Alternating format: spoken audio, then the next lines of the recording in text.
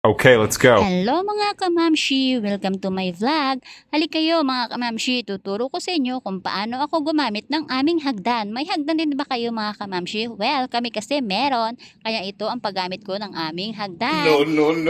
Nakita niyo ba mga kamamshi? Napakadali at napaka-easy. Ganyan ako gumamit ng aming hagdan. Hindi ka pa mahuhulog mga kamamshi. At bababa ka na kaagad. Diba mga kamamshi? Easy to way. At ito pa mga kamamshi ang paggamit ko ng hagdan. Pwede ka rin diyang umupo. Pwede ka ring matulog. Ayan, di ba?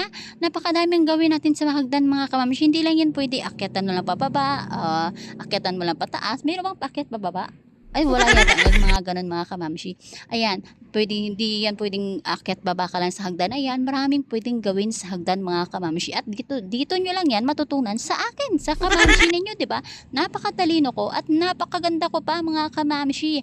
May matututunan kayo sa akin. At ito naman mga kamamshi, yung aming sofa. Yes, sofa.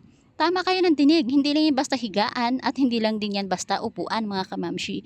Ganito din gumamit ang mga kamamshi ninyo ng aming sofa. Oh no!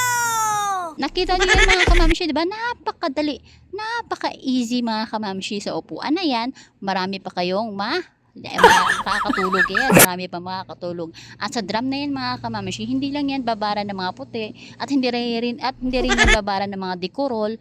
Oh, yes, tama ka ng dinig, dekorol. Tama naman, di ba, mga kamamshi? Pag nagbabad kayo dyan, mga kamamshi, hindi lang yung puti at dekorol. Puti kayo kasama mga kamamshi.